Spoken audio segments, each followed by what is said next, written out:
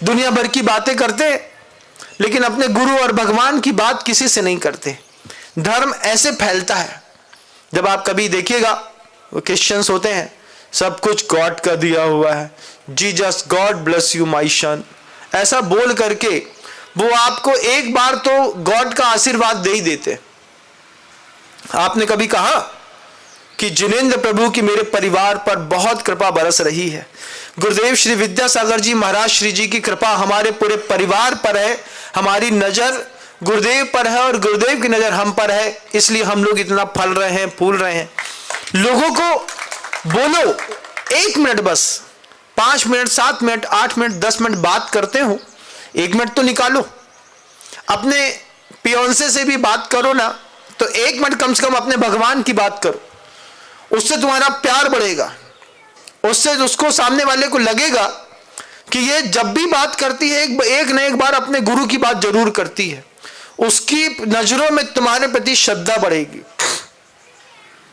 Court में भी बात करो, ट्रेन में बात करो, बस में बात करो, ऑफिस में बात करो, किसी को बिल लो और काटो और दो, उस पर भी बोलो तेरे ऊपर भी तेरे गुरु की बहुत कृपा है, हमारे ऊपर भी हमारे गुरु की बहुत कृपा है। कौन है आपके गुरु? जब वो पूछेगा, बोलोगे तो पूछेगा ना कोई, तो 1 मिनट का संवाद तो होगा। बस 1 मिनट का संवाद आपके गुरु की, आपके भगवान की, आपके धर्म की 10 गुनी चहु दिशाओं में प्रभावना करेगा। ऐसा कुछ करें तो महाशिव दिवस और महाशिवरात्रि बड़ी गजब की निकलेगी, आपकी भी और हमारी भी। हम रास्ते दिखाने वाले लोग हैं, हमको ऊपर से ऐसा आदेश मिला और उस कर्तव्य का भान मिला कि संत बना है तो वो किसी समाज से बंध करके नहीं बना है, आदर्श संहिता जरूर पालन करता है, अनुशासन में, डिसिप्लिन में रहता है, लेकिन संत का उद्देश्य है सृष्टि में दिखने वाले जितने भी लोग हैं उस तक वास्तविक धर्म पहुंच सके, उस तक वो व्यक्ति जान सके, फिर वो चाहे वैष्णव का भक्त हो, शिव का भक्त हो, बुद्ध का भक्त हो, जैन का भक्त हो, किसी भी धर्म का अनुयायी हो, लेकिन सत्य उसकी दृष्टि तक पहुंच जाए, तीसरा नेत्र तुम्हारा भी खुले। कब तक हम त्रिनेत्री की पूजा करेंगे? कभी न कभी त्रिनेत्री बनने के लिए भी एक पुरुषार्थ की अपेक्षा रहती है। उस पुरुषार्थ के लिए अपना अंतर मन और अंतर बल तैयार करना है। इसलिए आप प्रवचन सुन रहे हैं, इसलिए नहीं सुन रहे हैं कि हमको सुनना है।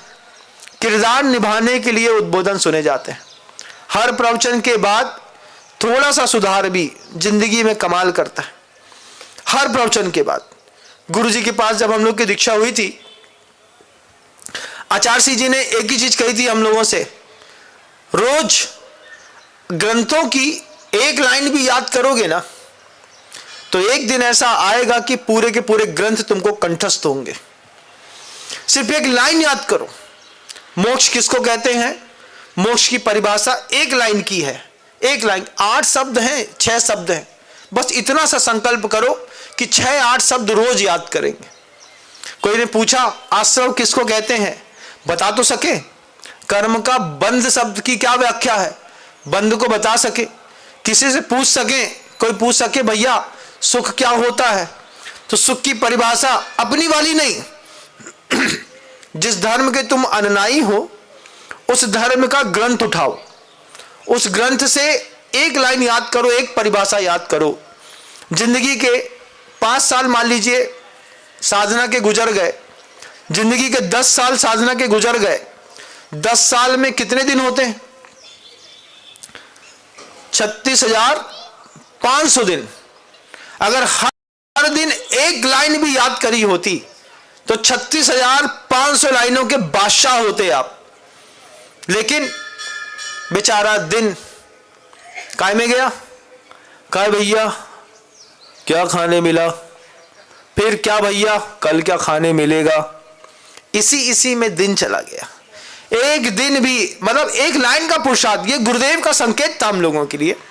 बोले रोज कुछ ऐसा लिखो, रोज कुछ ऐसा पढ़ो, रोज कुछ ऐसा गढ़ो जो तुम्हारे व्यक्तित्व को और चरम तक पहुंचाने में सहयोगी हो। पूरा ग्रंथ एक बार में याद नहीं कर सकते, 1 लाइन याद करने में क्या दिक्कत है? 1 लाइन बड़ी महंगी पड़ती है महाराज, 15 शब्द होते हैं, कैसे याद करेंगे? बहुत बड़ा काम हो गया ना। और छोटे में आते हैं अपन, सिर्फ 8 शब्दों की एक लाइन, 6 शब्दों को भी याद करना सीखोगे तो 36,500 दिनों में 10 साल की साधना के पास एक इतना बड़ा जज्बा होगा। जिंदगी के मेरे 21 साल निकले, 21 साल में रोज अपने आप को, जैसे आर्टिफिशियल इंटेलिजेंस अपने आप को अपडेट करता है, जितना तुम मुझसे पूछोगे वो उतना अपडेट होता चला जाएगा। ऐसी रोज साधु ने अपने आप को अपडेट किया है और अपडेट करके अपने आप को मांझते वैश्विक स्तर पर ला करके बैठाया है। उसकी संपत्ति कोई चुरा नहीं सकता, मेरा ज्ञान तुम ले नहीं सकते, क्योंकि साधना ज्ञान की हो या शरीर की, शुरुआती दौर पर संघर्ष मांगती है। ज्ञान की पहली स्थिति, साधना की पहली स्थिति संघर्षमय होती है। अब संघर्ष किसका, किसके साथ? खुद के साथ। बच्चों का भी संघर्ष, ज्ञान में पिपासु जो बच्चे होते हैं, स्कूलों में जाते हैं, उनका भी संघर्ष खुद के साथ है। बैठते हैं पढ़ने और देखते हैं रील्स, क्या है? खुद का संघर्ष खुद के साथ। बस 1 मिनट की वो भावना बलवती हो जाए। शुरुआती दौर पर साधना संघर्ष मांगती है, मध्यम समय पर साधना समता मांगती है। एक समय आता है लोग आपको पढ़ते जे पढ़ंतरु हैं, इन्हें कछु मतलब नहीं है संसार से, जे पढ़ रहे हैं। जब ऐसा कोई अपमान कर जाए ज्ञानी का, तो ज्ञानी क्या करता है? समता में रहो भैया, अपन को नहीं झगड़ना, जान दो। हाँ, तुम निकलो तुम है, तुम तो ऐसे ही हो भैया। ज्ञानी क्या करता है? निकलो। जब कभी भी ज्ञानी और अज्ञानी में झगड़ा होता है तो बताओ कौन जीतता है? एक मूर्ख में और समझदार में झगड़ा होगा तो कौन जीतेगा? बोलो ना, ज्ञानी जीतेगा? नहीं। मूर्ख और समझदार में जब भी झगड़ा हुआ, ज्ञानी और अज्ञानी में जब भी झगड़ा हुआ, हमेशा अज्ञानी की विजय हुई। क्यों? महाराज ज्ञानी था, ज्ञानी को जीतना चाहिए था। ज्ञानी आज तक नहीं जीते पूरी दुनिया में, अज्ञानी हमेशा जीतता रहा। क्योंकि जब कभी भी झगड़ा होता है तो झगड़ा कसाई के बीच में होता है, और ज्ञानी की कसाई कमजोर होती है, अज्ञानी की चरम पर होती है। तो ज्ञानी जल्दी सरेंडर करता है, हम तुमसे नहीं लड़ सके भैया, तुम जाओ, इधर से जाओ। ये कौन बोल रहा है? अज्ञानी। ज्ञानी बोलता है, क्योंकि ज्ञानी की कसाई कमजोर है। तो ये जो साधना है, ये शुरुआत में संघर्ष मांगती है, बाद में समता मांगती है, और लास्ट में इसी साधना के परिणाम समाधि में निकलता है। यो चिंत निज में थिर भये, जो अकथ यो आनंद कहो, सो इंद्र नाग नरेंद्र व अहमिंद्र के नाही कहो। ये जो इस शब्द तक पहुंचा हुआ व्यक्ति है, वो क्या पहले दिन पहुंच गया? दीक्षा लेते साथ ही पहुंच गया? सो इंद्र नाग नरेंद्र व अहमिंद्र के नाही करो। महाराज आप साधु बन गए, आपने दीक्षा ले ली, आपको तो आनंद आता होगा। साधु साधना के मार्ग पर उतरता है, शुरुआती साल संघर्ष के गुजरते हैं, फिर बाद में समता के गुजरते हैं। तुमने अच्छा करा तो अच्छी बात, और अच्छा नहीं किया तो भी अच्छी बात। भैया हम संसार के कर्ता नहीं है, इस बात को समझने के लिए 20 साल लग गया। तुम सोचते हो दीक्षा लेते साथ ही समझ ले, इतनी जल्दी मुकाम हासिल नहीं होते। मुकाम को पाने के लिए काम करना पड़ता है, और काम की जो शुरुआत है वो शुरुआत में संघर्ष से, फिर बीच में समता से, अंत में समाधि से। गुरुवर का वो पवित्रतम जीवन देखिए ना, जब दुनिया उनकी चिंता कर रही थी, वो शांत बैठ करके आंख बंद करके, यो चिंत निज में थिर भये, जो अखत यो आनंद लयो, सो इंद्र नाग नरेंद्र व अहमिंद्र के नाही कहो। उस चरम तक पहुंचने के लिए उन महापुरुषों ने अपने जीवन के 50-55 साल दिए। हम सोचते हैं कि गुरुवर के जैसी समाधि हमारी हो जाएगी।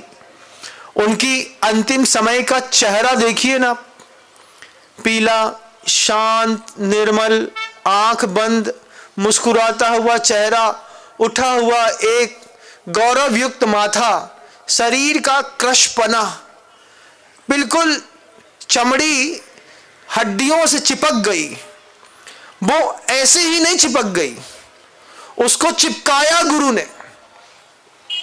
खुद अपने आप को साबुन की बट्टी के जैसे रोज थोड़ा थोड़ा थोड़ा थोड़ा थोड़ा समय रहते कम करते रहे, और कम करते करते करते अंतिम जब स्वरूप का गुरुवर ने अपने देह का दर्शन कराया तो उनका देह मंदिर ऐसा चमचमा रहा था।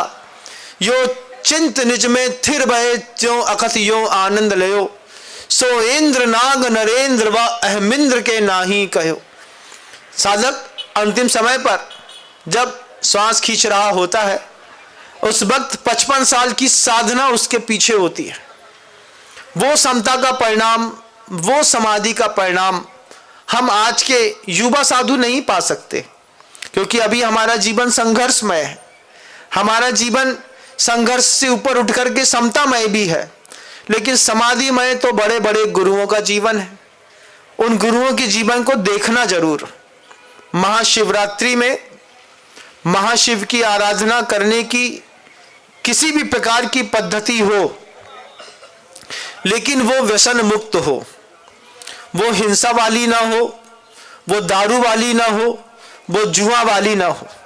एक बार रोड में निकल करके देखिएगा, पवित्रतम पावन महाशिवरात्रि के पवित्र अवसर पर किस किस दुकानदार को उम्मीद है कि हमारा धंधा अच्छा चलेगा। एक बार देखिएगा, भांग की दुकान वाले ऐसे सजा धजा के बैठे हैं जैसे आज ही बिटिया को ब्याह होने वाला है। बराबर तैयार करके रखे, भैया पिसी है, गुटी है, तैयार है, पाउडर फार्म में है, पत्ती में है, तुम्हें जैसी चाहिए वैसी मिलेगी, लेकिन तुम लेके जाओ। और बिल्कुल मर्यादा से बाहर। एक यही दिन है महाशिवरात्रि का, 12 साल का बच्चा भी भांग की दुकान में खड़ा होकर के चाचा भांग देना 5 रुपए की। क्यों बेटा? कुछ नहीं, मम्मी ने मंगाई है। अब मम्मी भी पिएगी क्योंकि महाशिवरात्रि है। एक दिन का अपराध आदमी को 100 दिन नीचे गिराता है, इस बात को ध्यान रखिए।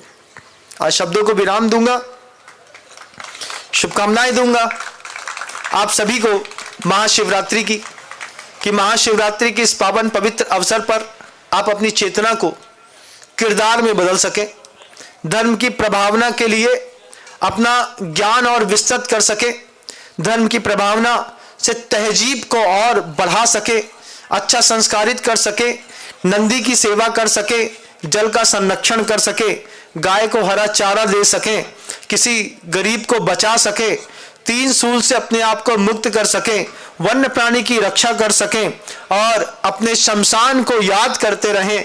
महाशिव के गले पर जो रुंड की माला है वो वस्तु के यथार्थ को दिखाने वाली है कि तुम कितने भी चमकदार चेहरे के स्वामी क्यों ना हो, लेकिन जिस दिन तुम्हारे ऊपर अग्नि संस्कार होंगे, अंदर की हड्डी बस ऐसे ही दिखाई देने वाली है। उस यथार्थ के बोध के लिए गले की रुंड माला का भी आप सही रूप से दर्शन करें। महाशिवरात्रि की हजारों शुभकामनाओं के साथ गुरुदेव श्री विद्यासागर जी महाराज श्री जी की।